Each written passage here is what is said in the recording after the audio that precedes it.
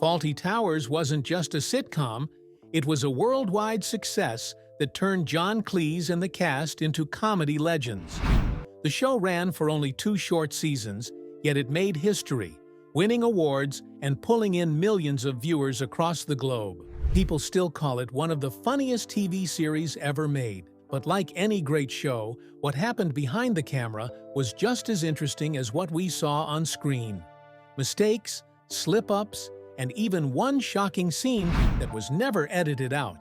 And that scene changed everything. Join us as we take a closer look at the series, the cast, the behind-the-scenes stories, and the unforgettable goofs that made television history. The rise of Fawlty Towers. Fawlty Towers was not just another British sitcom, it was something special, and people still talk about it today. The show was written by John Cleese and Connie Booth, and first appeared on BBC Two in 1975. The second series followed in 1979. There were only 2 seasons in total, with 6 episodes in each, yet those 12 episodes made television history. The story was set in Fawlty Towers, a fictional hotel in the seaside town of Torquay, Devon. This was no ordinary hotel. It was chaotic, full of farcical situations, and run by a cast of eccentric characters. At the center was Basil Fawlty, played by Cleese. Basil was tense, rude, and constantly under pressure. His wife Sybil, played by Prunella Scales, was bossy and sharp-tongued. Polly, the chambermaid played by Connie Booth, was the voice of reason who often helped to fix the chaos. And then there was Manuel, the Spanish waiter played by Andrew Sachs, whose struggles with English added to the comedy. Together, they created a perfect storm of laughs and disasters. The show's humor came from their attempts to keep the hotel running while dealing with difficult guests and tradespeople, and it was always a recipe for trouble. Even though it was short-lived, the series won over millions. It became one of Britain's most loved shows and turned its cast into comedy legends. But what's even more fascinating is the real-life story that inspired it. The inspiration behind the madness. The idea for Fawlty Towers came from John Cleese's own experience. In May 1970, Cleese and the rest of the Monty Python comedy group stayed at the Gleneagles Hotel in Torquay, Devon. That hotel was run by a man named Donald Sinclair, and he became the direct inspiration for Basil Fawlty. Cleese later called Sinclair the rudest man I've ever come across in my life. His behavior toward guests was strange, unfriendly, and sometimes downright hostile. For example, Sinclair criticized Monty Python member Terry Gilliam's table manners, saying they were too American. He even threw Eric Idle's briefcase out of a window because he thought it might contain a bomb. When asked why anyone would want to bomb the hotel, Sinclair replied, "We've had a lot of staff problems." Michael Palin, another Monty Python member, recalled that Sinclair treated the group like a colossal inconvenience. A waitress at the hotel, Rosemary Harrison, agreed. She said Sinclair seemed bonkers and didn't want guests around at all. She described him as wholly unsuitable for running a hotel. Cleese and Connie Booth actually stayed on at the Gleneagles longer than the others. They wanted to observe Sinclair more closely and gather ideas. It worked. Sinclair's stuffy, snobbish, and unfriendly style became the model for Basil Fawlty, a character who would make television history. Years later, in 2015, the Gleneagles Hotel was demolished, and in its place came a retirement home named Sachs Lodge, in memory of Andrew Sachs, the actor who played Manuel and passed away in 2016. These real-life connections show how close fiction and reality were in the making of Fawlty Towers. But Cleese's journey with the show was not always smooth, especially when it came to getting the scripts accepted. From Rejection to worldwide acclaim. John Cleese was not new to writing comedy. In the early 1970s, he had worked on a medical sitcom called Doctor in the House and its follow-ups for London weekend television. There, he had already experimented with the idea of a difficult hotel manager In one 1971 episode called No Ill Feelings, a character checked into a small-town hotel and ended up dealing with a rude, aggressive manager and his domineering wife. This character was an early version of what would later become Basil Fawlty. But when Cleese and Connie Booth wrote the first Fawlty Towers script and sent it to the BBC, it wasn't well received.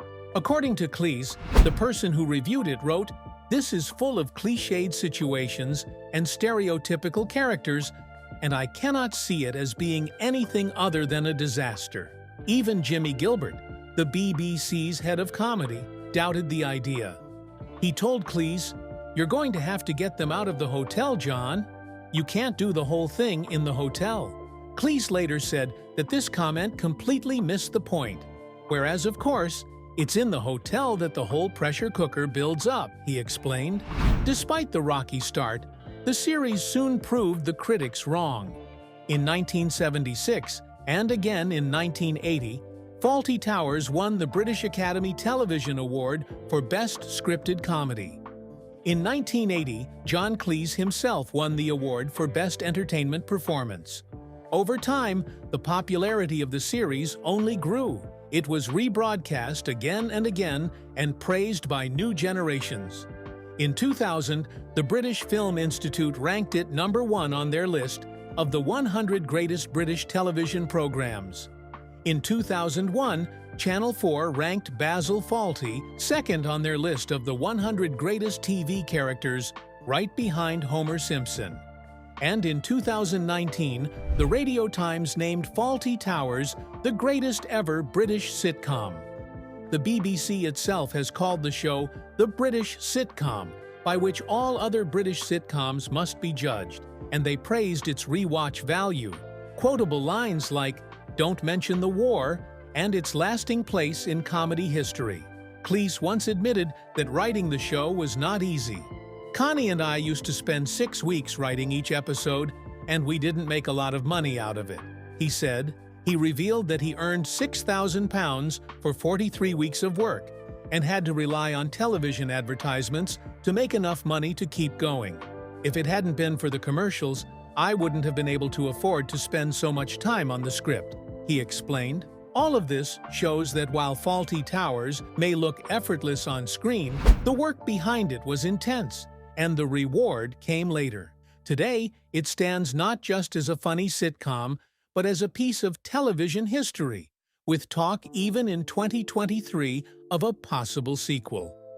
How Fawlty Towers was brought to life. Even though Fawlty Towers is set in the seaside town of Torquay, none of the show was actually filmed there. Instead, the exterior shots were done at the Woburn Grange Country Club in Buckinghamshire. In many episodes, you can even spot the entrance gate with the real name of the location, especially in The Kipper and the Corpse, The Anniversary, and Basil the Rat. After the series ended, the building became a nightclub called Basil's. Sadly, in 1991, the property was destroyed by fire and later demolished to make way for a housing estate. Today, very few traces of the original site remain. Other filming was done around Harrow. One memorable example was in the episode Gourmet Night, where Basil, furious with his broken-down car, beats it with a tree branch. That scene was filmed at a T-junction in Lapstone Gardens. Another famous location is Northwick Park Hospital, which appeared in the opening shot of The Germans. In the same Gourmet Night episode, the exterior of Andre's restaurant was filmed on Preston Road. That restaurant location is now a Chinese and Indian restaurant called Wings, right next to a laundrette. While these locations brought the world of Fawlty Towers to life, the real magic happened in the scripts. Both Cleese and Booth were perfectionists. They wanted every detail to be right. Booth explained later in 2025 that Cleese was mainly responsible for writing the dialogue. Episodes sometimes took 4 months to finish, and it wasn't unusual for them to go through as many as 10 drafts before Cleese and Booth were satisfied. This careful process gave the show its unique quality, but the writing was only part of the work. Editing also played a huge role in making Fawlty Towers stand out. The perfection of script and editing. John Cleese often explained why the series worked so well. For him, it all came down to the quality of the writing and the effort that went into editing. He once told an interviewer that an average BBC half-hour comedy script had around 65 pages. For Fawlty Towers, scripts were between 135 and 140 pages. That meant there was twice as much material packed into each episode. Cleese also revealed that an average comedy show might use about 200 camera cuts, but Fawlty Towers used around 400. So, there was an enormous amount in there, he said. The other thing is that they were very well constructed. Once filming ended, the long hours of editing began. Cleese said they spent between 20 and 25 hours editing each episode. The editing process was intense. He explained, "Almost every minute you see up on the screen, we spent 1 hour editing, and it was only by doing that you could just tighten it up. Just tighten it there and take out a line of dialogue, sometimes take out a repetition. They'll then lose 2 lines of dialogue there." That's what really got the pace on it. This attention to detail was what made the show sharp and fast. Nothing dragged. Nothing felt unnecessary. Every scene moved the story forward. It was this careful editing that gave Fawlty Towers its energy and timing, making the comedy feel effortless. To add to the character of the show, even the music played its part. The theme was written by Dennis Wilson and recorded by the Aeolian Quartet. The director, John Howard Davies, asked the group to play it badly to match the clumsy charm of the hotel. In the end, they did not play it badly, but the piece worked perfectly for the series. The result of all this hard work was a show that was polished, precise, and unlike anything else on television. But what kept the series alive long after it ended was the way it was released and re-released for fans around the world. The journey of Fawlty Towers on home media. Fawlty Towers first appeared on home video in 1984. BBC Video released the series on 4 tapes with 3 episodes on each. To make them fit, all the credits were moved to the very end of each tape. Later, in 1993, a special Laserdisc was released in the United States, where all the episodes were spliced together into one long, continuous feature. A year later, in 1994, a digitally remastered version was released. Another re-release came in 1997, this time including an interview with Cleese. By 2001, fans could buy Fawlty Towers, the complete series on DVD. It was made available in several regions, including the UK, the US, and Australia. Later, a collector's edition was also released. One interesting detail is that the original DVD version of the episode The Kipper and the Corpse had a missing line. In that scene, Basil asks Mr. Lehman, who wants breakfast in bed, "Is it your legs?" That small line was cut but restored in later remastered versions. Over the years, Fawlty Towers found its way onto many formats. Series 1 was even released on UMD Video for the PlayStation Portable. In 2009, BBC America announced a remastered DVD set called Fawlty Towers Remastered Special Edition. This version had commentary from Cleese on every episode, plus improved video and audio quality. The show also moved into the digital age. Fans could buy and watch the series on platforms like Amazon Prime Video and iTunes in the UK. By 2021, the entire show was made available on the BBC iPlayer. However, not every re-release came without controversy.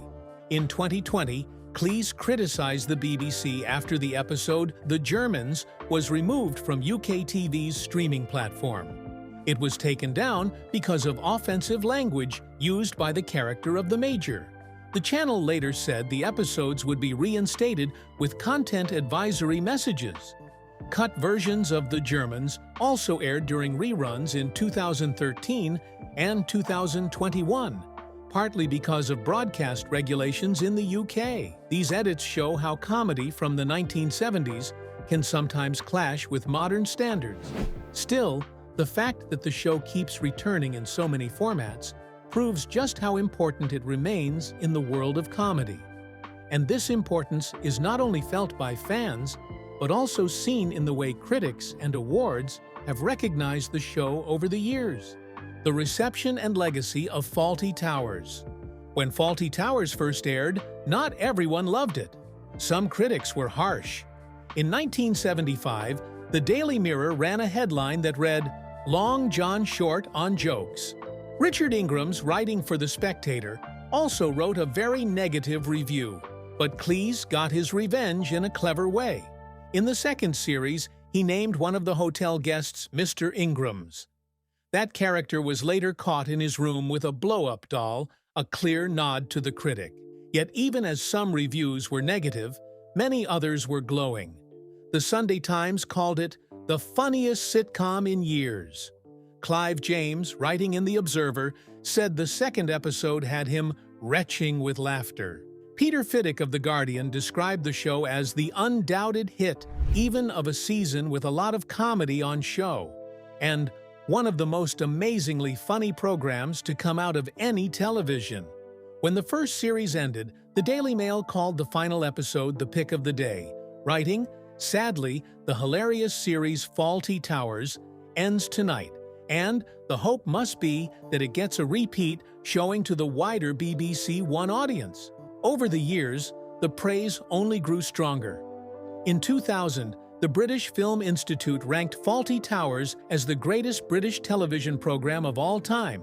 In 2004, it was voted 5th in Britain's best sitcom.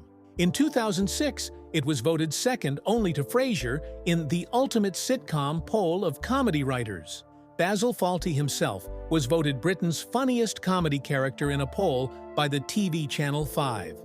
In 1997, the episode The Germans was ranked number 12 on TV Guide's list of the 100 greatest episodes of all time. More recently, Empire magazine in 2024 ranked the show at number 22 on their list of the 100 greatest TV shows of all time. These awards and recognitions sealed the place of Fawlty Towers in television history. It was short, it was chaotic, and it was unforgettable. But did you know that when it began, not everyone believed in it? The rocky start. Back in those days, BBC executives had serious doubts about the sitcom. Author Graham McCann wrote that some producers were not impressed at all when they read the early scripts. One was overheard in the BBC bar saying, "Oh dear, why did he ever leave Monty Python?" Another executive even sent around a memo saying, "This is a very boring situation, and the script has nothing but very cliched characters. I cannot see anything but a disaster if we go ahead with it." With that kind of reaction, it's no surprise the show got off to a slow start. When the first episode aired, the BBC barely promoted it. There was only one 2-page article in Radio Times written by a journalist who had not even seen the show. The first episode pulled in just under 2 million viewers, a decent number but far from impressive. By comparison, millions more watched the news on BBC One or other popular shows airing at the same time. Reviews were mixed. The Evening Standard said the plot was thin and obvious, while the Daily Mirror thundered, "Long John is short on jokes." Some dismissed it entirely. But while the early days were shaky, Cleese and Booth kept pushing forward. They believed in the scripts they were writing, even though they were difficult and time-consuming. Cleese admitted later, "Connie and I used to spend 6 weeks writing each episode, and we didn't make a lot of money out of it." He revealed that the only way he could afford to keep working was through commercials. "I have to thank the advertising industry for making this possible. If it hadn't been for the commercials, I wouldn't have been able to afford to spend so much time on the script." Their hard work eventually paid off. The show slowly found its audience, and before long, critics and fans began to see its brilliance. But what made Fawlty Towers even more interesting was the mix of talent behind the scenes. The cast and crew. At the center of the show was John Cleese as Basil Fawlty, but the series was co-written with his then-wife Connie Booth. who also played the smart and sensible Polly Sherman. Though their marriage ended between the two seasons, they continued to work together with complete professionalism. Cleese mainly wrote Basil's dialogue, while Booth shaped Sybil's lines. The balance worked perfectly, giving the show its distinct rhythm. One of the most memorable characters was the Major, played by Ballard Berkeley. He was senile, often confused, but somehow lovable. Berkeley had been in show business for decades before joining Fawlty Towers. He had acted in both films and theater. Interestingly, he had once been Cary Grant's roommate. In their early days, long before fame, they shared an apartment together when Cary Grant was still going by his real name, Archie Leach. Behind the camera, there were also names that later became famous. Bob Spears, who directed the second season, had started out working in television back in the 1960s. He worked as an assistant floor manager on shows like Doctor Who. Decades later, in 1997, Spears became the director of Spice World, the film starring the Spice Girls. It was an unusual but memorable career path. The cast, crew, and directors were not only talented, but willing to take risks. And sometimes those risks caused real accidents on set. Comedy that hurt. The character of Manuel, played by Andrew Sachs, often ended up at the center of Basil's violent outbursts. But behind the laughter, Sachs sometimes paid the price. In the famous season 1 finale, The Germans, Basil tried to organize a fire drill while Manuel accidentally set a fire in the kitchen. To film the scene, Sachs wore a jacket coated in smoke-producing chemicals. The chemicals burned his arm so badly they turned, as McCann described, plum red. The BBC later paid Sachs £700 in damages, which was a little over $1,000 at the time. That wasn't the only injury Sachs suffered while playing the hapless waiter. In the episode The Wedding Party, Basil hit Manuel on the head with a saucepan. During rehearsals, Cleese tried to make the blow look softer, but in one take, he hit Sachs harder than intended. Cleese later admitted, "We'd been practicing all week with me hitting him with a saucepan, and I don't know why we didn't get a rubber saucepan. I was trying to hit Andrew a sort of sliding blow, but just as I started, he straightened up, and I caught him a terrible one, and I'm afraid he had a headache for about 2 days." Sachs never complained publicly, but these moments showed how far the actors went for the comedy. The pain was real, even if the laughter was louder. It added another layer to the show's legacy. Physical comedy so sharp and believable that even the actors sometimes got hurt. A golden legacy with cracks behind the laughter. You see, half a century has passed since we first checked into Basil Fawlty's Wild Unlucky Hotel. In September 1975, few guessed that just 12 episodes would shape British comedy for decades. Yet here we are, still quoting lines and still laughing at the chaos. The 50th anniversary brings warm memories and hard truths. Fans ask, is a reboot coming? John Cleese has talked about it, but nothing has happened yet. Some key faces would be missing. Prunella Scales, who played Sybil, has stepped back from public life because of dementia. Her husband, Timothy West, said a revival would not be the same without her or the late Andrew Sachs. He added, "I think if it had been me, I'd have said, 'You've done it. It was perfect. People loved it. What else are you going to do?'" The past also holds personal strain. John and Connie Booth divorced in 1978 while making the second and final season. They stayed friendly for their daughter, Cynthia, but some say the split weighed on any third season hopes. Years later, a new wound opened. John planned a reboot with his daughter Camilla, but Connie found out from the press. She said she would have appreciated a heads up. The landmark show was built on teamwork, timing, and tough choices. But who did what, and who gets credit, would soon erupt into a bigger question that still stirs debate. Who really wrote Fawlty Towers? For years the story was simple. John Cleese and Connie Booth co-wrote the show, while Connie also played Polly. But on the 50th anniversary, Connie chose to set the record straight. In a Radio Times interview, she said John wrote the dialogue, while both of them developed the plots. She explained that each episode took about a month to shape, and from the ridiculous complications of farce, his brilliant lines emerged.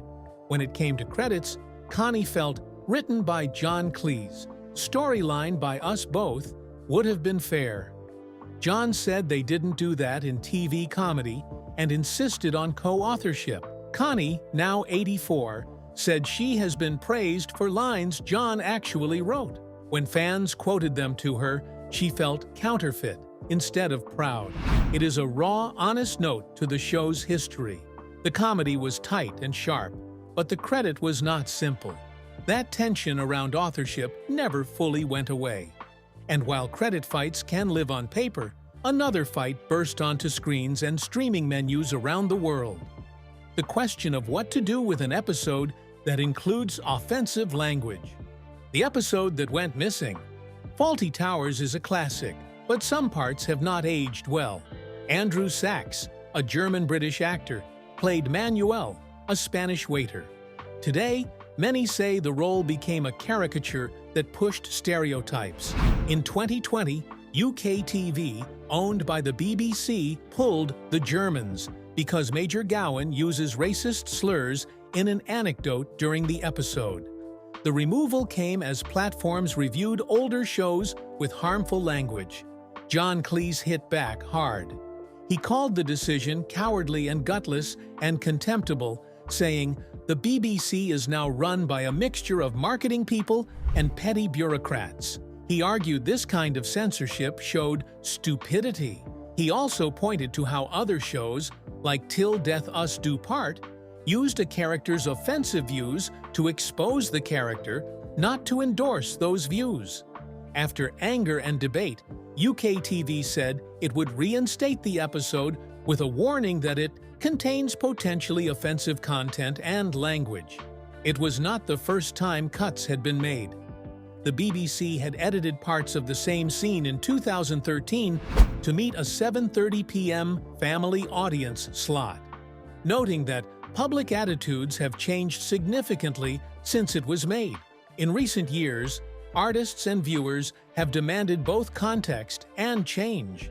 Many support warnings and better choice going forward. Both series are available to stream in Australia on Stan.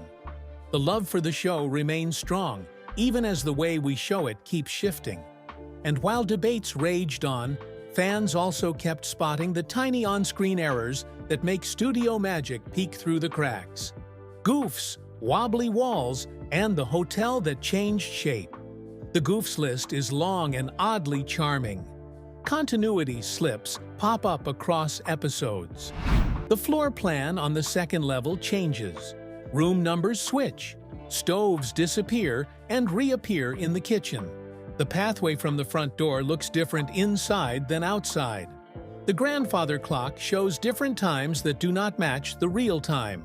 Some errors get debated by fans. In A Touch of Class, Sybil says the hotel has 22 rooms. In The Hotel Inspectors, an inspector says there are 26. But The Builders shows the Fawltys will hire unusual construction teams, which could explain the change. Revealing mistakes also break the spell. The interior layout would put a windowless kitchen hard against the front left of the building, but exterior shots show a large bow window there. At times, the walls wobble, revealing set pieces. The interior layout does not match the exterior in several spots. There should be bay windows on the kitchen and over the staircase. The bay window by the dining room door should be flat, and the part of the building where the bar sits does not exist outside.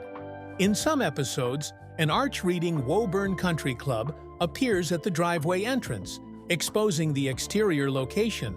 Meanwhile, the opening credits sign that flips to Fawlty Towers, Farty Towels, and more never appears in those exterior shots. At other times, camera craft peeks into view. A boom mic dips in, and the camera quickly zooms to hide it. These slips do not ruin the magic. They make the show feel human. Sets move, shots change, rooms breathe. The hotel becomes a stage where chaos lives and where laughter wins. And through every mistake and every cut, one truth keeps ringing down the corridor. The drama behind Fawlty Towers was always as bold as the chaos in front of it. Which shocked you more? The off-screen scandals between John Cleese and Connie Booth, or the BBC's decision to pull the Germans episode? Share your thoughts in the comments below. And don't forget to hit like, subscribe, and stay tuned for more incredible stories from Hollywood's fascinating history. See you next time.